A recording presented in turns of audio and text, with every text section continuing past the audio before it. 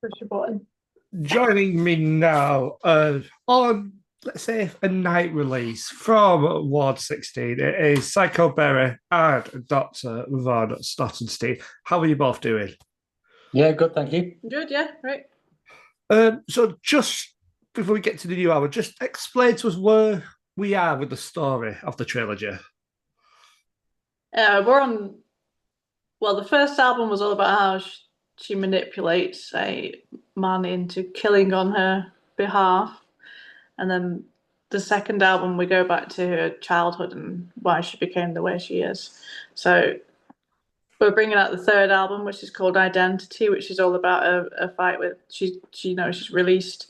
She's been in an asylum for the criminally insane from late childhood, um, after killing her own mother, and now she's released and she's having this fight with this new identity that she's been given. So this album bridges the gap between the first and the third album, because chronologically the second album is kind of the first, and then the first album is the third. So this is the middle This is the section. Empire Strikes Back. Yeah, we'll look at it like that. Then the Empire Strikes Back. The So, Psycho Strikes Back. so what? The new single obviously comes out on Friday. It's definitely a lot heavier to the last two albums put together. Was that always going to be the case with this third album? I think we did, we played this live show with all these long build-ups and things. So I think consciously we did want something that would be more fun and energetic to play live. But it's also just a lot to do with the story. There's a lot more angst in the actual story to get A lot more across. anger, isn't it? A lot more revenge and vengeance and the type of moods that lead you to being a little bit more aggressive. I think, as well as a reflection of the types of festivals and bands that we've been exposed to over the last 4 or 5 years since we released the last album. We've done a lot of we toured with some quite heavy bands and things like that. So we kind of absorb, and we're fans of heavy music as well. So as Secretary said, the second album was slow burners and more progressive. But it had to be, because we're going back to childhood. It's a dark story, and it's that music kind of represented what the songs were about in the same way that in this album. Yeah, we've gone quite heavy. With this, the single is very much an indicator of what the whole album is really. So you mentioned like touring with bands during the time since the second album and this new one. One of them is Skindred, and there's quite the tale to go with it, isn't there? In fact, where is it? We'll get it out. Yeah. Oh yeah. This is the signatures of all of Skindred, but this is what we took in to one of their sign-in sessions, and I put it in this photo frame. I said, he didn't have the glass in at the time. I just put the paper in. I was like, could we get all your signatures? Would you mind signing this? I want to put it on the wall. They're like, yeah, sure. And on the other side, it's, it actually said, if you can read that. We promised to take Ward 16 with us on our 3 additional UK dates in March 2024, signed Skindred. So that is initially how we got their attention, I guess. We'd met Benji before a couple of times actually at Woodstock Festival. He's absolutely lovely, to be honest. But they're probably my favourite band, I'd say. Definitely of the modern era. So like when they did invite us to play.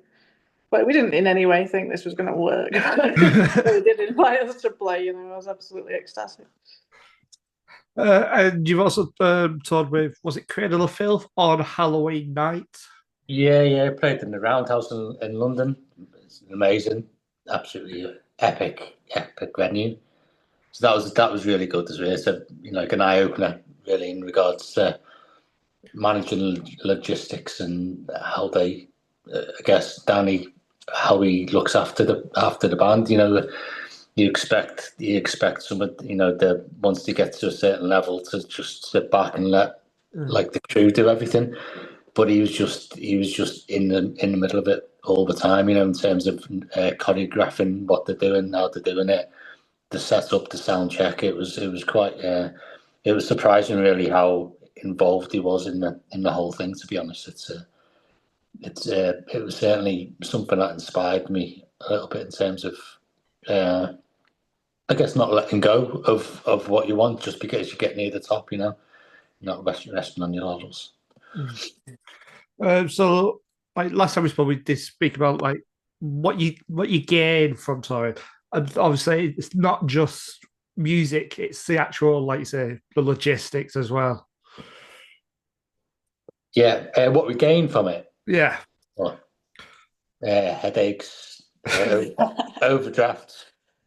It's everything that you do and what it amounts to. Like it's a lot of work. Like it just takes for one show. It's 3 days. It's one day we've got a lot of equipment to pack up because we're a big theatrical band. It's not just guitars, so we've got to prepare all our props. We've got to load it all, and then take it, and then there's a big setup, and there's so much we have to concentrate on in the actual show because we can't be drinking loads before we go on stage because I'm not just going to remember my lyrics. I've got to remember that he's coming on stage over there, and I've got to do this action here, and I'm moving over there, and I've got 5 seconds to get changed in the middle of a hoop and things like that. And we've got to get to venues about 5 hours before any gig. Yeah. So and no matter what venue we play, whether it's a roundhouse or whether it's like a more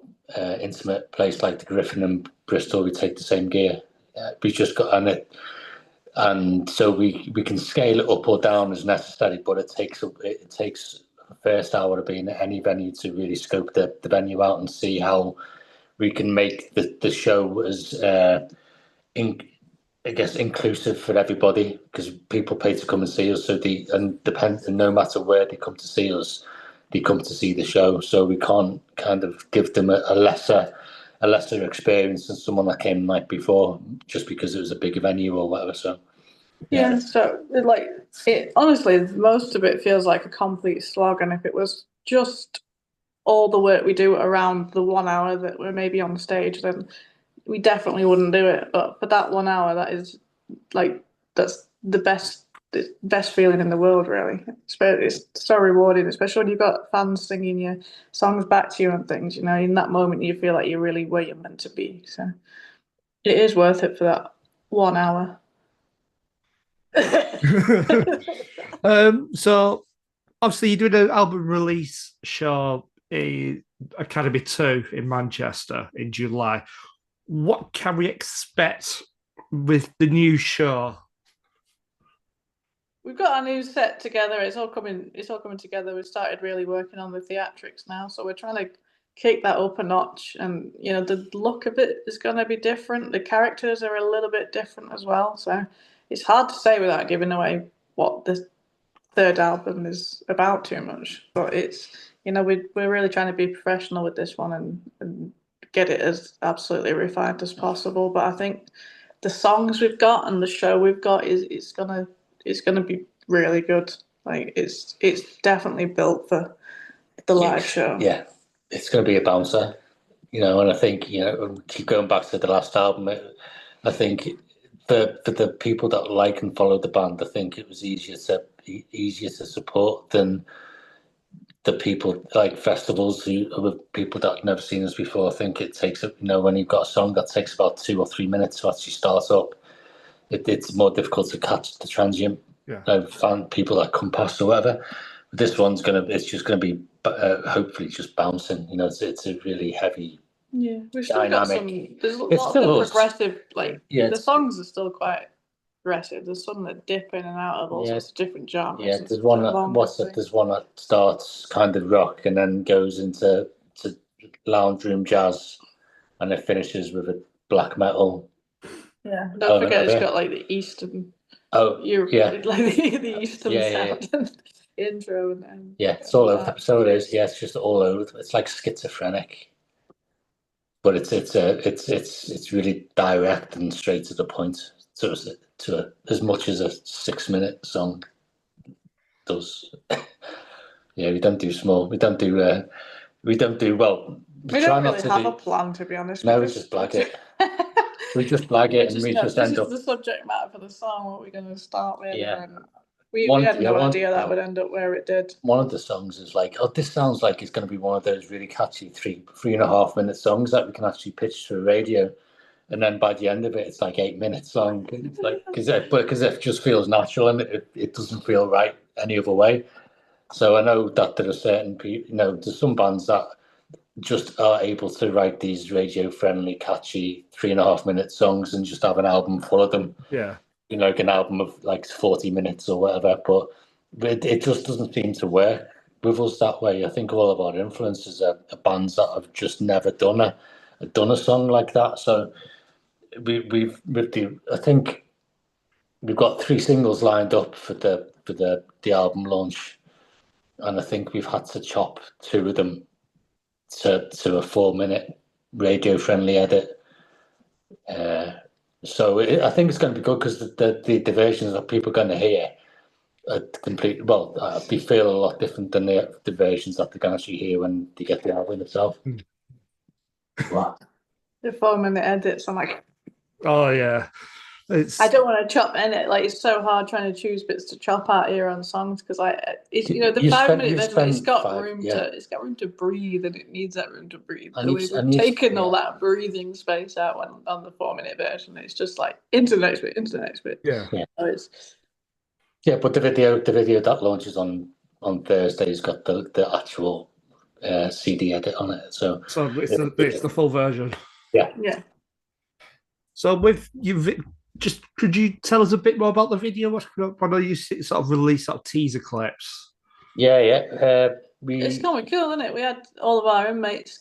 Well, we released like a certified inmate package when we were trying to fund the album as part of our crowdfunder. So people bought their own inmate number, and they got it printed on T-shirts, and we had signed certificates with their own personal inmate number. So we exclusively invited certified inmates to be part of the video, and we had a really good turnout for it as well. And it was so much fun. Shoot, it was hard work logistically, but it was. We did two videos back to back with Dark Fable. We didn't want to drag them out twice, so for us it was like we need to get these 2 videos shot, or at least their elements of the 2 videos shot in one day. So over 2 days we had 4 or 5 different locations around Preston. Yeah, dragging people around. Lucky the weather was ace. We had and we've gone all out with this album. Really, we've got the video guy who's done Cradle of Filth and Slipknot and Lamb of God, and he's done some really, really professional, amazing top level bands, and we've dragged them down to our CD level.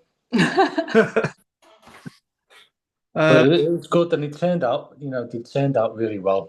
And what we wanted from this really is when we looked and reflected on the first and second album, as much that they're a record of where we were at that point, and I think everything reflects at that. And this one, I think, hopefully reflects on where we are now in terms of how we look and the images and the artistry and it's just been a really eye-opening experience. Really, we're just looking to get to that next level, aren't we? Yeah, I remember the costume. Like everybody else has kind of got the same outfit throughout the videos, but I had so many costume changes to do, including like a full character change with like a really kind of hard makeup kind of style that I had to put on. So I had to start off as that, and then next minute I had to try and completely transform into a different character. And I can't remember how many different outfit changes I had, 4 or 5, I think. So it was crazy. So, thanks for taking the time out to have a chat with us. We wish all the best with the new album, and I can't wait to see the Ward 16 show. Yeah, we can't wait for it to finally happen. To be honest, it's been 5 years in the making, so it's hopefully we won't have a pandemic this time to completely put a bollocks on it. Yeah. Again, thanks for taking the time out to have a chat. No worries. Thanks for inviting us.